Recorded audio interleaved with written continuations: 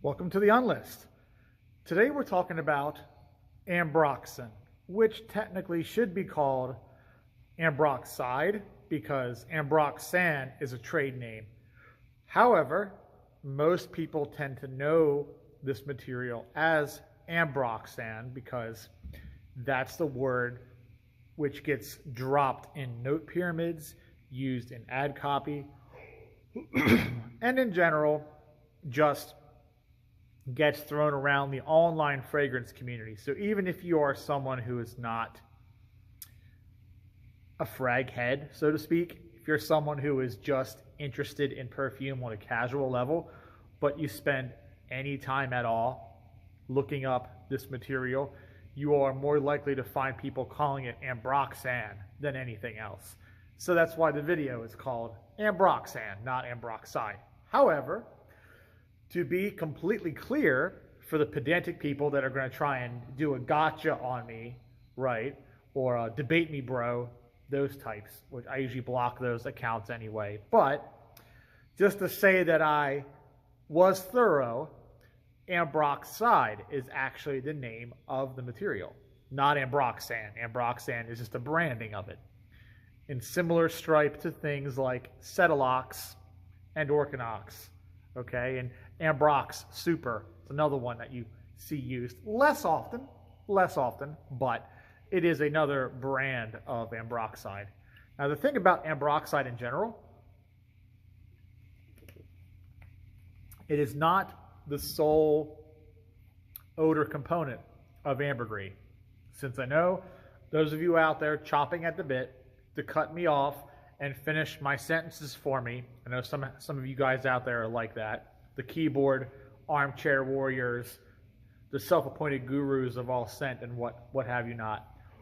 The ones who wear the backwards hats and hold the bottles like this, right? And like that. You guys want to finish my sentences for me, but not going to let you. Yes, I know. Ambroxide is not the only odor component of real ambergris, which is why I don't want to discuss ambergris in this video. This is a video about Ambroxide, aka Ambroxan, all right? Ambergris has a whole host of things going on that give it its smell. But one of the biggest parts of ambergris is Ambrion, a material called Ambrion, okay? It's a molecule. Now, Ambroxide, if you know your chemistry, and you only need like a high school level of chemistry to know this, by the way, but Ambroxide is an autooxidation of Ambrion, as in like rust. Auto-oxidizes, okay? The stuff, when it comes in contact with air, begins to oxidize. And that stuff left over, that rust, if you will, is Ambroxide. And that has a smell, which is then a large part of what you get when you smell real ambergris, but not the only part, right?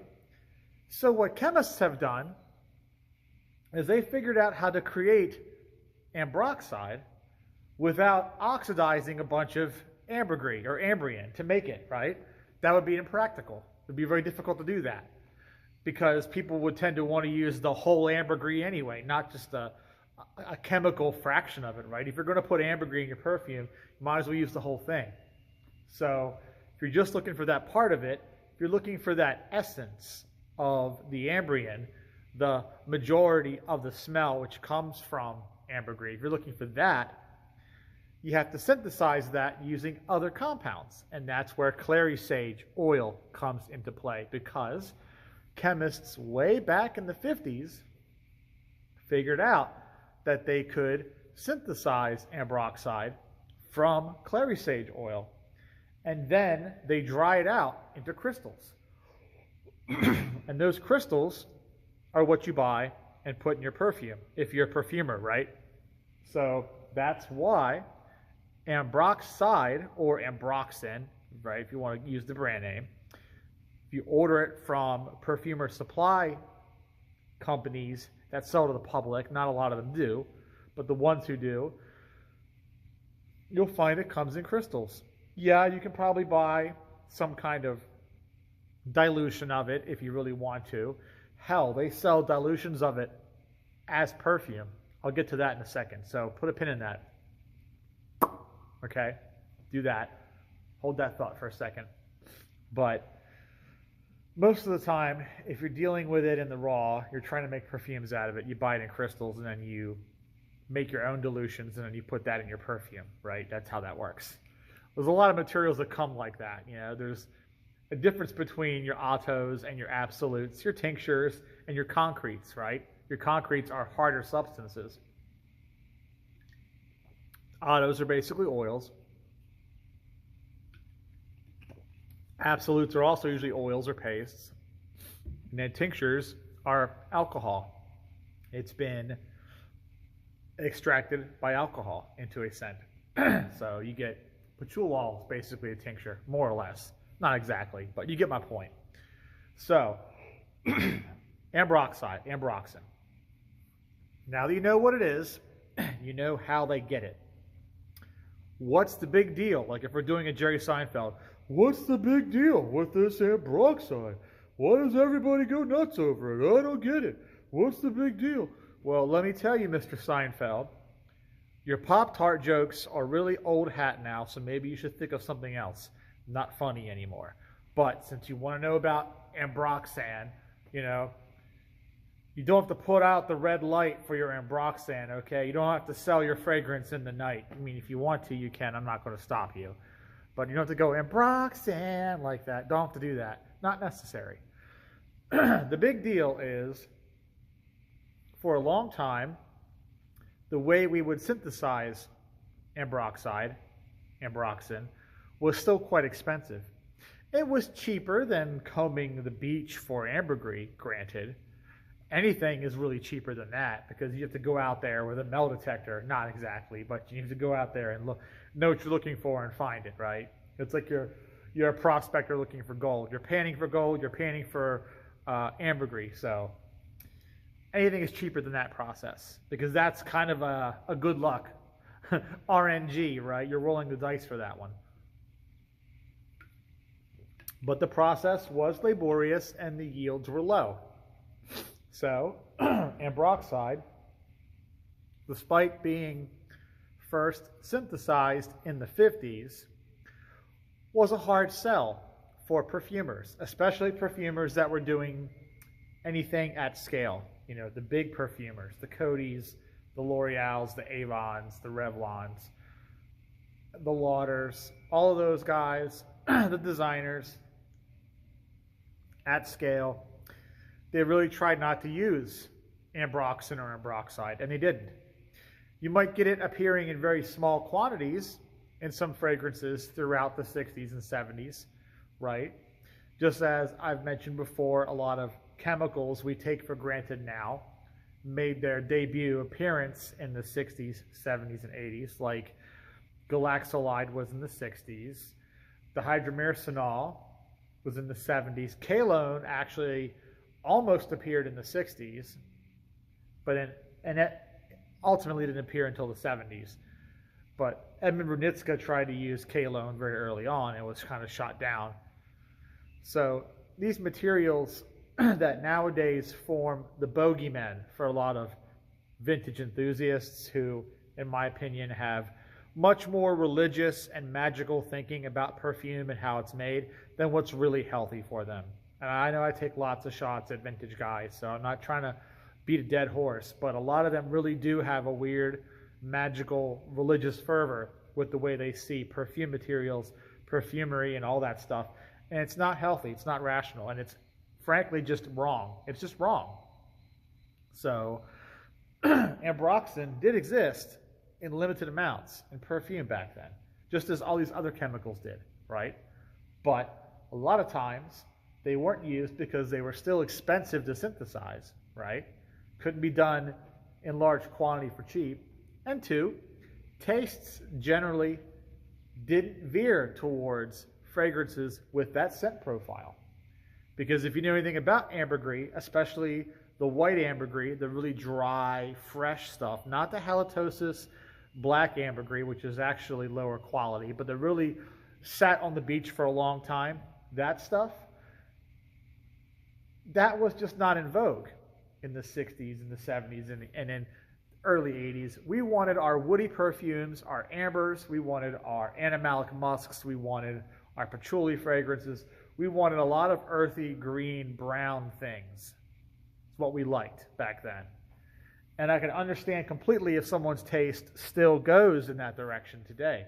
2024, a lot of people bemoan the loss of mossy perfumes, bemoan the loss of leathery, musky perfumes, bemoan the loss of green, herbal, petrichor style perfumes. I get it. They're very good and they're very different. And today's vast ocean of aquatics and sweet bubblegummy shower gel perfumes and sticky, ooey gooey, Cinnabon style gourmands and all of the velvet nothingness that is BR 540, all of these things just feel very hollowed out, very tinny, very shallow, very superficial. They feel like the perfume equivalent of like disco or like just the crappiest commercial pop jingles like Meow Mix, meow, meow, meow, meow. I get it. And that's where perfumery is right now. I believe that's headed for a fall because we see the increased interest in niche over the years, the increased interest in luxury, the diversification of fragrance portfolios. All these brands are going after luxury segment. All these brands are going after small houses, buying up small houses. So I feel like the mass market juggernaut is headed for a collapse. That we may, if we hold out long enough, we may get to see that day where the big ooey gooey sticky gourmands and the blue ocean shower gel crap that we bemoan, that stuff will get washed away. People will just be like, no.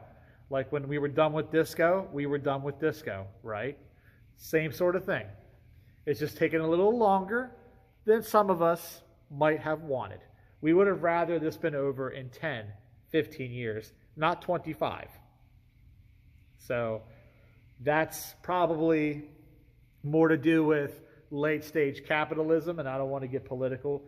A lot of y'all conflate economics with politics anyway because that's how the world has been skewed to see things. But I will just say that all of this is probably more to do with making money than it has to do with any artistic endeavor, right? No one's trying to deny you your green, grassy, or mossy perfumes.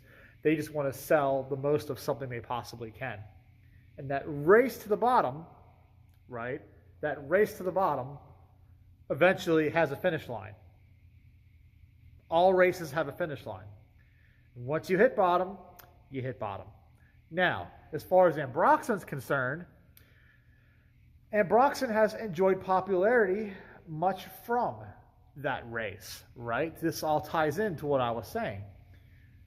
Once people began to move away from the mossy, the musky, the herbal, that sort of thing, the sandalwoods, the ambers, they wanted more of a fresh, transparent, a little bit easier on the nose, if you will, something that's a little lighter, okay? You'll notice by the mid-'80s and onward, the trend towards the fresher fougères, the fresher floral fragrances, the cucumber stuff, the melon stuff, the aquatic stuff. All of that was a Gen X knee-jerk away from what the boomers had worn in the 60s, 70s, and first half of the 80s, okay? So the Gen Xers who were listening to Culture Club, having Walkmans, they had their mullets and their big shoulder blouses on, right? Playing their Ataris and whatnot. They didn't want to wear Koros because their dad wore Koros. They didn't want to wear Poison or Giorgio because their mom wore that. They wanted to strike their own beat, so they moved to the Cool Waters, the Low DCs, the Eternities. Okay, that's where they went. And that ushered in opportunity for stuff like Ambroxan to start seeing greater use. And, since you didn't have to put a bunch of expensive sandalwood in the perfumes. You didn't have to put a bunch of expensive other materials, other floral absolutes, into the perfumes. That freed up budget because Ambroxan was, guess what? Guess what? It was still expensive in the 80s. It was still expensive. So you free up the budget by not using those expensive naturals, the frankincense, what have you not. You can dose Ambroxan fairly heavily. And they did. Cool Water had a lot of it. Cool Water had a lot of Ambroxan, a lot of the hydromercenol, okay? That fragrance was well known for being highly synthetic. It was one of Pierre Bourdon's master works. Some may argue Green Irish Tweed was better, and I do think Green Irish Tweed's violet focus was a little more interesting, in my opinion, than the more lavender focus of Cool Water. But Cool Water is the one that made the mark with Ambroxan and the hydromercenol and Kalone to a degree as well. So all of those were in that fragrance. That set the trend that would continue to be followed. Very futuristic, right? Suddenly all the animalic musks and rose notes and patchouli, carnation notes, all the aldehydes, they were all gone. Nobody wanted that stuff now. Nobody wanted that stuff. Suddenly it was all Low DC and Tommy and all that sort of thing. Into the 90s. The Nauticas, okay? Arolfa by Creed. Milsim Imperial, another Pierre Bourdon composition. Silver Mountain Water, another one. Okay? So, Ambroxan works best when it's not the subject of a perfume. And that's because it is the primary projection ingredient of ambergris, right? The ambroxide that's created by the autooxidation of the Ambrian, that ambroxide then basically amplifies everything else in the ambergris, right? Which is why you smell the mineral element very strongly. You smell the halitosis element very strongly. All of those more oceanic, beachy elements in ambergris you smell strongly because the ambroxide is sitting behind it and doing like an Alpine car stereo subwoofer box and going boom, boom, boom, and pushing all that stuff forward. Same trick that ISO-E Super does with cedarwood notes, with incense notes, where it takes those notes, a tiny bit of cedarwood oil, a tiny bit of frankincense, and you can put a whole lot of ISO-E behind it and push it forward, right? That's why Jubilation 25 was like 40% ISO-E and 40% timber silk, because it could be. The rest of it was whatever other naturals remained.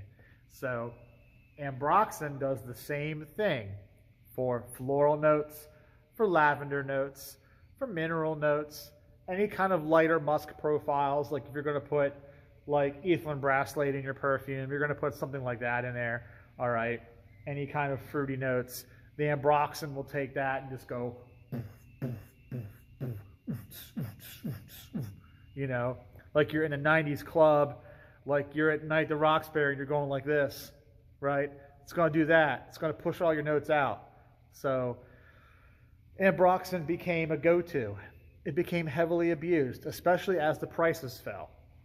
And you can attribute the prices falling to the popularity of aquatics, because once more perfumers and more designer brands began placing orders of perfume that contained Ambroxan in their formula, that meant Firmenich, Givaudan, Robertet, IFF, all these guys, these oil houses, they suddenly had cause to crank up production of Ambroxan, to make a lot more of it.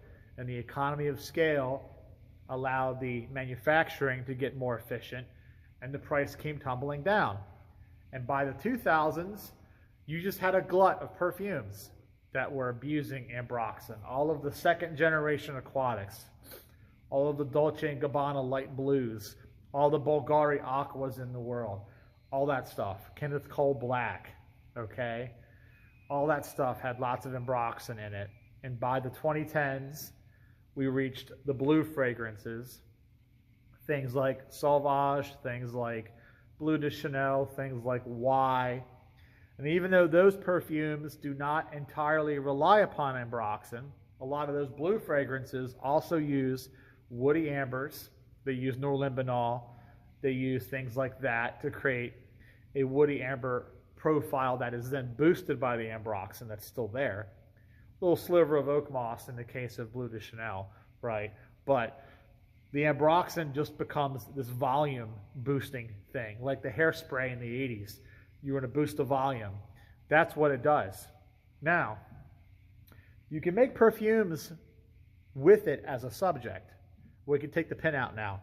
All right, throw the pin away. We can make perfumes where ambroxan itself is the subject, but the problem is people tend to go nose blind to them, because once you dose anything with such a singularity of smell like ambroxan has, you dose it really high, it's going to smell really wonderfully fresh and gorgeous for a couple of hours. Then you don't smell anything. And you won't smell anything until you wash it off and step away from it. Go wear oak moss or something, go wear another kind of fragrance for a day or two, reset your nose, then come back to it. So that's the problem.